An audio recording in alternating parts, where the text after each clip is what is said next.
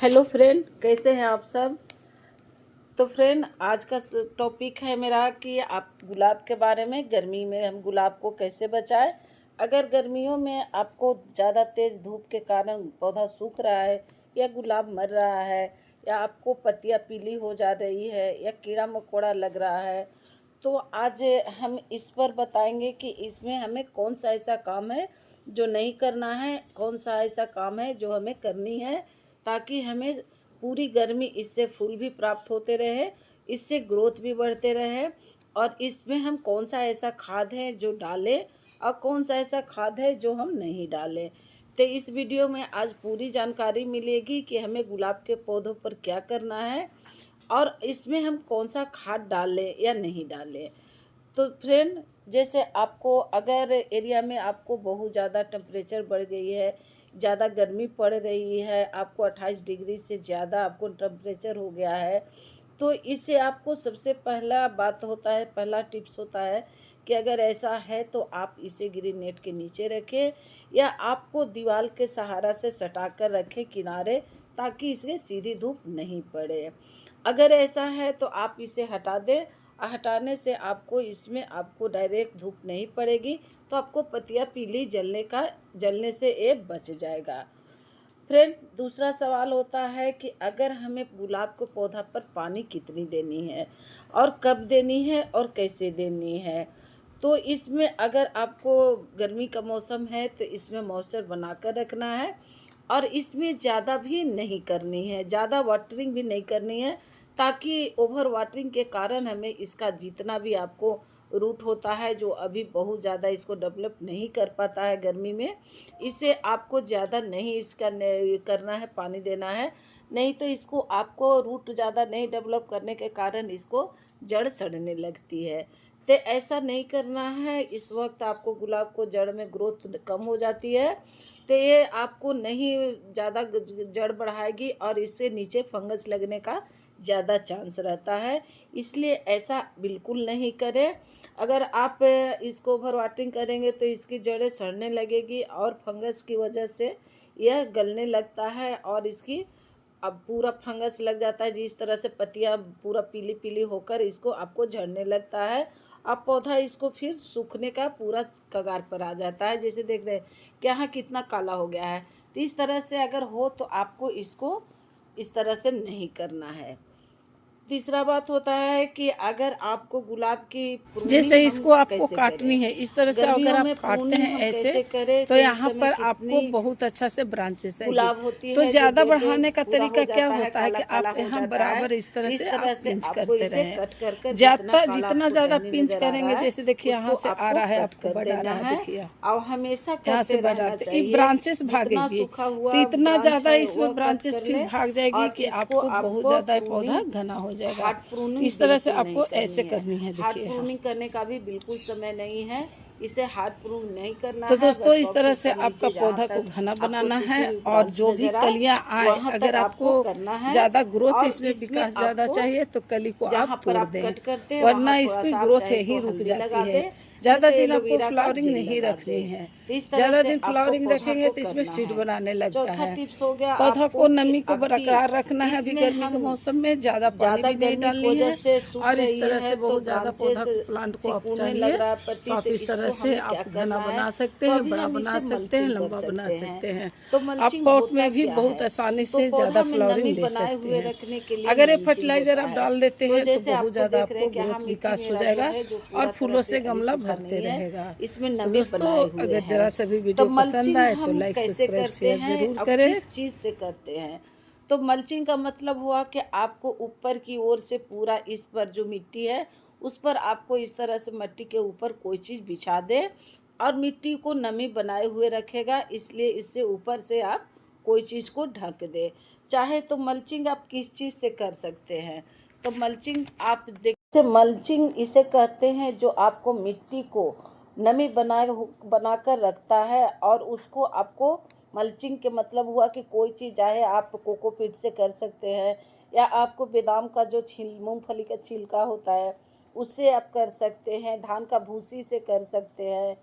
तो मल्चिंग आप किसी चीज़ से कर सकते हैं। अगर आपके पास कुछ भी नहीं है तो आप पौधा में जो भी आपको सूखा हुआ पत्ती गिरता है उसको आप सुखा लें, और सुखाने के बाद आपको मिट्टी में आप मिट्टी के ऊपर से बिछा दें, और इससे आपको नमी बरकरार रहेगा। वो भी आपको नहीं हो रहा है तो आप पेपर लीजिए या कूट लीजिए, कोई चीज़ से आप ऊपर से मिट्टी को ढक दें। तो ये हो गया मल्चिंग, जो आपको पौधा में नमी को बरकरार रखता है और सूखने से बचाता है। और मल्चिंग करने से पहले आप ये ज़रूर चेक करें कि आपका जो पॉट है उसका ड्रेनिंग हो सिस्टम ठीक है कि नहीं। पांचवा चीज़ हो गया, अगर आपका पौधा गर्मी के कारण सूख रहा है और इसके जड़ें सड़ने लग रहा है तो इसमें सबसे पहले पानी को चेक करें। इसमें पानी तो नहीं रुक रहा है, तो आपको ड्रेनिंग सिस्टम को ध्यान रखना बहुत ज़्यादा ज़रूरी है। अब मिट्टी को हमेशा गुड़ाई करते रहना चाहिए ताकि फंगस न लगे। छठा इम्पोर्टेंट चीज़ हुआ, सबसे अहम बात हुआ कि इसमें हम फर्टिलाइज़र क्या दें। तो गर्मी के मौसम में हम फर्टिलाइज़र इसमें क्या दें ताकि हमें इससे फूल भी प्राप्त होते रहे और इसमें आपको बहुत ज़्यादा आपको रूट भी डेवलप होते रहे। तो यहाँ पर जैसे देखिए होममेड फर्टिलाइज़र है, जो ये लिक्विड है, ये इस बनाना पिन, ओनियन पिन और टी फर्टिलाइज़र तीनों का मिक्स किया हुआ है। इसमें इस तरह से आपको 24 घंटा के लिए मैं छोड़ दी थी। आप इसी तरह से आप रख लें और इस तरह से आप लिक्विड बनाकर इसे डाल सकते हैं। इसमें बहुत सारा तत्व होता है। यहाँ थोड़ा सा रेड पोटाश है, पोटेशियम और नाइट्रोजन, दो चीज़ अगर कमी होता है तो आपको बहुत ज़्यादा पौधा में ग्रोथ रुक जाती है, फ्लावरिंग नहीं दे पाता है। तो ये दोनों चीज़ अगर पूर्ति हो जाती है तो आपको इस तरह से आपको ये फ्लावरिंग बहुत ज़्यादा देगा। नाइट्रोजन और फास्फोरस क्या करता है कि फ्लावरिंग देता है। ये जो है जो काऊ डंग है, आपको आपको इसको डालने से क्या होगा कि माइक्रोब ज़्यादा आती है, इसमें नाइट्रोजन भी है और इसमें बहुत सारा इसका जो तत्व होता है जो मिल जाता है, जो भुरभुरी मिट्टी बनाती है, माइक्रोब ज़्यादा होती है। तो आप इस तरह से ढक दें। अभी गर्मी नहीं पड़ रही इसलिए मैं मल्चिंग अभी नहीं कर रही हूँ, उतना बहुत ज़्यादा नहीं हो पड़ रही है। अगर तपती हुई गर्मी रहेगी तो मैं मल्चिंग करके भी दिखाऊंगी कि कैसे होता है। तो इस तरह से आपको डालनी है। और डालने के बाद जैसे ये आपको बनाना पील हो गया, ओनियन पील हो गया, इसमें टी फर्टिलाइज़र टी हो गया, इसमें आपको कैल्शियम, मैग्नीशियम, फास्फोरस, जिंक, बहुत सारा तत्व होता है जो पौधा को जो भी चाहिए वो इसमें पूरा कर देता है। इसलिए इसे आप महीना में एक बार डालें या 15 दिन पर भी इसे आप डाल सकते हैं ताकि पौधा में ज़्यादा फूल, ग्रोथ, विकास पूरा तरह से आए। और इसे डायरेक्ट सनलाइट में नहीं रखनी है। आपको डायरेक्ट अगर सनलाइट अभी पड़ती है तो पौधा सूखने लगता है।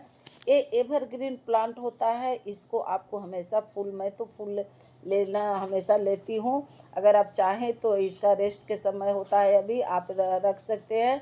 सिर्फ पानी दे, आप इसे साइड में करके रख दे तो आपका पौधा इसी तरह से खड़ा रहेगा। तो दोस्तों इस तरह से करने से क्या होगा कि आपको बहुत सारा इसमें ग्रोथ, विकास आएगी।